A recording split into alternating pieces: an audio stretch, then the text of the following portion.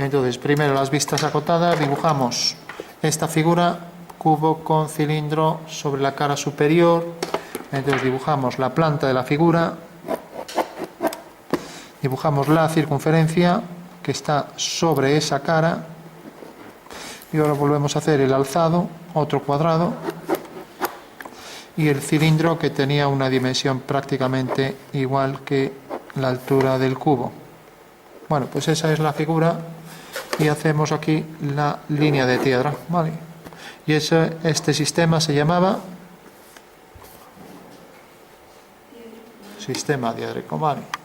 Bueno, entonces, ¿qué hacíamos? Para acotar, lo vamos a poner en otro color, a ver si tenemos aquí para escribir en rojo. A ver. Entonces, primero los ejes y centros de las circunferencias, ¿vale? Entonces, centro de la circunferencia, eje vertical, siempre, y eje de simetría. Ahí tenemos un eje, ¿vale? Hacemos ahora el otro eje horizontal, ¿vale? Ahí nos quedan entonces dos ejes que hacen que la figura respecto a esos dos ejes sean iguales, ¿no?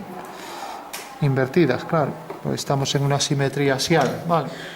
Siempre los ejes fundamental. Segundo, eje longitudinal.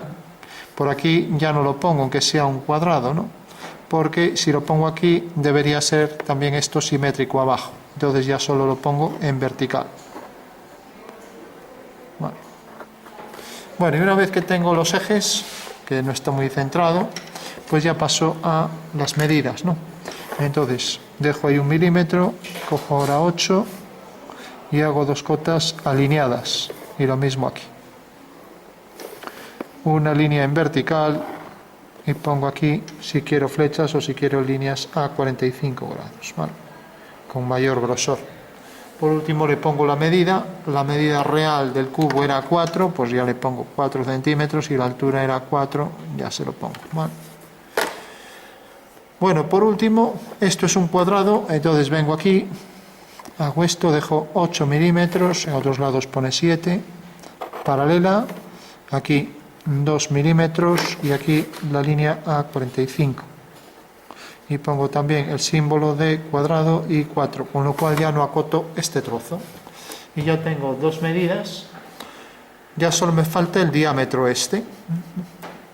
Cuando una pieza tiene intercalados, aquí es muy sencilla, prismas y cilindros, se puede poner este símbolo, a ver si a alguien se le ocurre lo que es. Imaginaros que tengo aquí este alzado con prismas y cilindros, y no pongo un alzado, perdón, no pongo la planta, y pongo este signo, dos líneas finas en diagonal, dos líneas finas en diagonal. ¿A alguien se le ocurre qué puede significar eso? Bueno, eso significa que estas caras son planas, es lo que se llama la cruz de San Andrés, porque en un cilindro hacer esto sería complicado, lo podría hacer, pero sería complicado, ¿no? Vale. Entonces quiere decir que la figura está formada por un cilindro, luego por un prisma, luego por otro cilindro y luego por otro prisma, ¿vale? Y entonces cuando pongo esas cruces estoy diciendo, no, esas caras son planas, ¿vale? Bueno, se hace en dibujo técnico. Entonces podría ponerlo aquí, pero como solo tiene dos cosas no lo pongo, ¿vale? Cuando hay muchas se pone. Bueno, para concluir, me falta el diámetro de esto. Bueno, pues ya vengo, dibujo aquí. Si quiero lo coloco aquí, así. Símbolo de diámetro, flecha dirigida hacia el centro, después de marcar los ejes. Y ahora símbolo de diámetro y el número, ¿vale? O también, si pongo la flecha completa, ya no pongo el símbolo de diámetro. Y si lo pongo aquí arriba, para saber que es una circunferencia, pues pongo el símbolo otra vez. Y si esto me queda pequeño, para que quepa todo, pues la hago más larga. Entonces pongo aquí símbolo de diámetro, el que sea. En este caso creo que era 1,6 centímetros, ¿no? O 1,7 vamos a poner. Líneas a 45, mejor siempre siguiendo la misma dirección para todo. Bueno, pues recordad, las verticales se gira el papel para leerlas así, ¿vale? Y las horizontales van siempre encima de la línea de cota, ¿vale? Bueno, pues esa sería la cotación de la pieza, como vemos, muy sencilla. Bueno, pues vamos a hacer rápidamente todas las perspectivas posibles que hemos estudiado. Entonces tenemos, por ejemplo, primero la perspectiva militar. Entonces ya lo vamos a hacer a bolígrafo, más rápido. Entonces tenemos el cilindro, cogemos este, por ejemplo, lo desplazamos, cogemos la mitad de la altura y ya tenemos entonces esta vista. No vamos a hacer las discontinuas. Y ahora tenemos el cubo aquí centrado en ese círculo. Yo dibujo ya el cubo mejor oblicuo y lo desplazo también a mitad de la altura, ¿no? Con lo cual ya tengo esto aquí. Vale. Bueno, pues ya tengo ahí estas líneas en vertical y ya tengo el cubo en perspectiva, que alguien me lo diga. Militar. Vale. Bueno, tenemos la primera, militar. Vale. Recordad que sobre el eje Z, o sea, sobre las verticales, lo voy a poner aquí. Y voy a poner aquí el eje Y. Ahí detrás, siguiendo esta dirección, el eje X. Y aquí el eje Z. Siempre el Z aparece ahí de manera que esta cara de la base o esta que es paralela o esta aparecen en verdadera forma, ¿vale? Bueno, ahora tenemos la perspectiva caballera, entonces aparece en verdadera forma la cara frontal. La desplazamos a la mitad también y tenemos ya aquí, no vamos a hacer las discontinuas, tenemos esta línea, esta y esta. Ahora deberíamos borrar para hacer el cubo y si hacemos el cuadrado circunscrito, pues aquí veremos que sale esta forma así. Por lo tanto aquí sale esta elipse cuyo eje mayor es oblicuo. Haciendo ahora las dos líneas en vertical y manteniendo la misma altura esta, tendremos ya la perspectiva del cilindro al completo. Entonces, elipse paralela, vamos con eje mayor paralelo y tangentes comunes a esas elipses y quitamos detrás esta línea y esta. Bueno, perspectiva, nombre de esta perspectiva.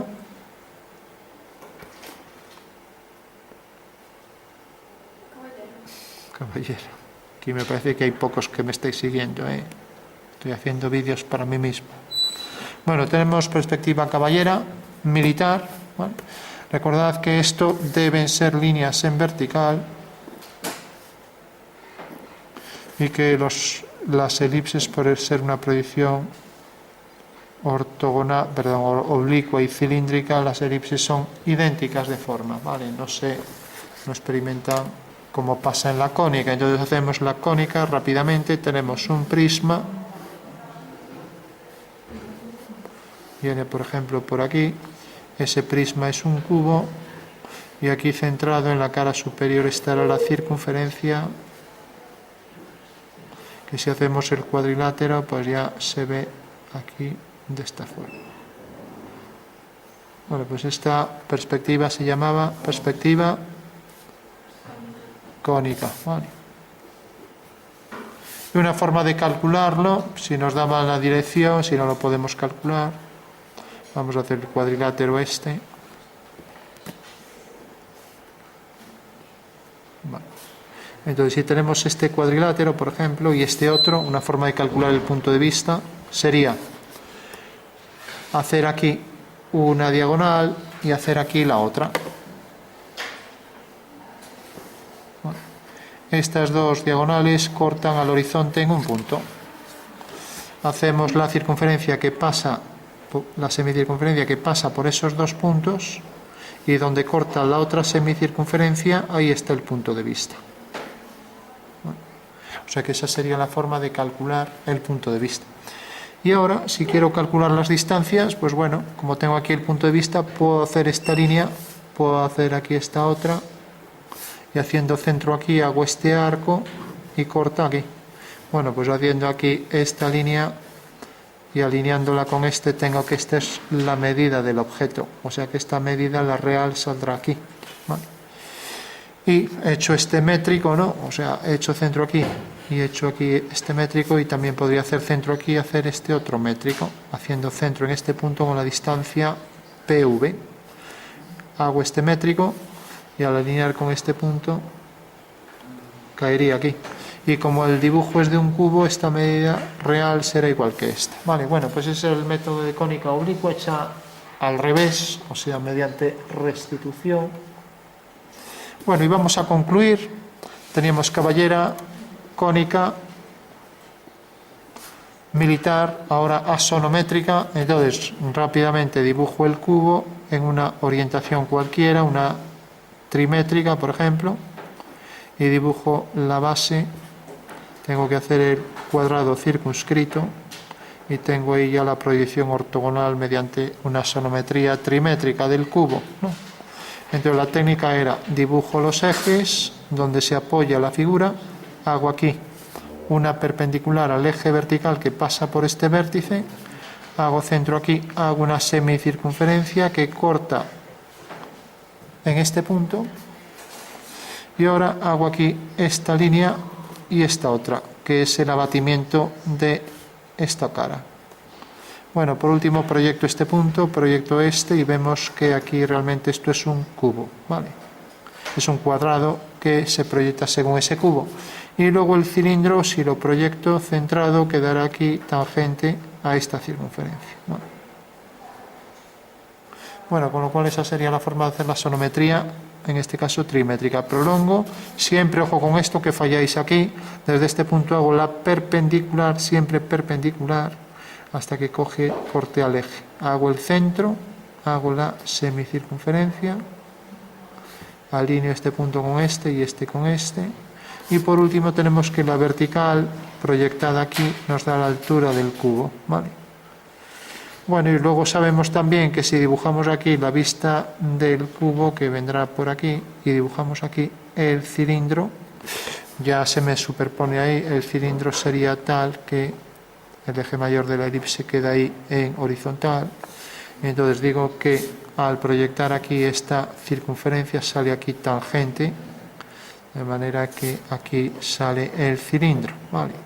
O sea que desde este punto, siguiendo la dirección del eje Y', será tangente a esa elipse, ¿vale?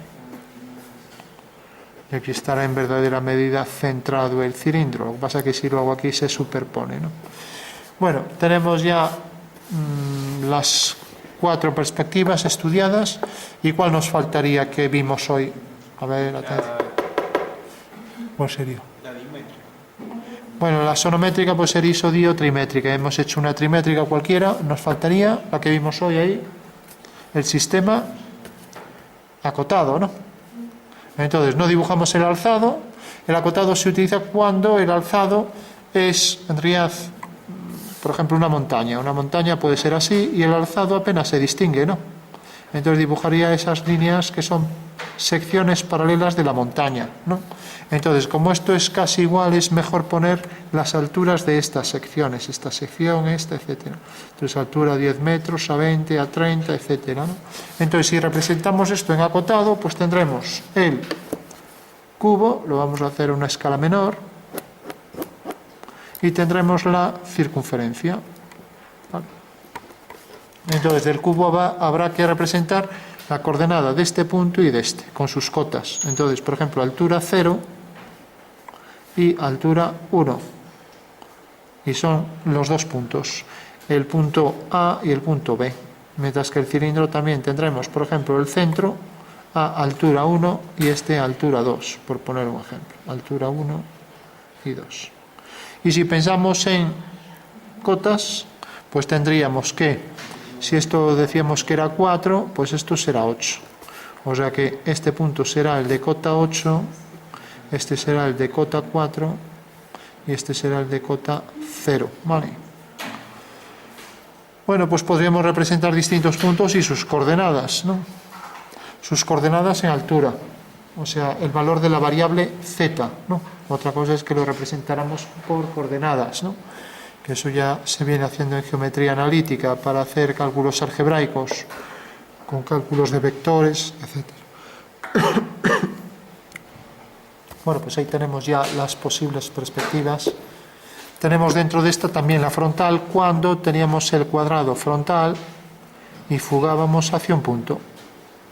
Ahí tenemos la frontal. Entonces dibujábamos aquí la elipse y nos quedaba el cilindro aquí. Bueno, recordad que la medida aquí alineábamos este punto con este, y esta medida era la distancia del punto de vista al punto principal, o al cuadro, que es lo mismo, ¿no? Así de simple, ¿no? Donde cortaba aquí. Bueno, sí. ¿Cómo se llamaba la anterior? Esta. Este es el sistema acotado. Bueno. O sistema de planos acotados, se llama también. Esta es la cónica oblicua y esta es la cónica frontal. Nos queda una, luego hay las curvilíneas, ¿no?, que no vamos a ver, y nos queda esta. ¿Cómo se llamaría esta? Espera que lo dibuje. Entonces tenemos aquí esto. ¿Cómo se llamaría? Esto queda un poco grande, pero bueno. El nombre de esta, esto va hacia aquel punto y aquí hacia aquel punto. Y ahora aquí habría que hacer el cuadrilátero para que esa circunferencia quedara tangente, y lo mismo. El nombre de esta, que todas las verticales concurren en un punto, se llama... Bueno, pues esta también lo vimos. Cuando inclinábamos el cuadro salía esto, ¿no? Perspectiva de cuadro inclinado. Bueno, fijaros que hay 3 puntos de fuga, dependiendo de las 3 direcciones, en este caso de los ejes cartesianos, ya que las caras son cuadrados, ¿vale?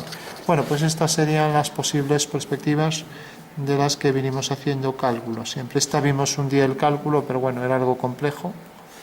Y bueno, esta también es un poco tal, pero las demás son fáciles, ¿no?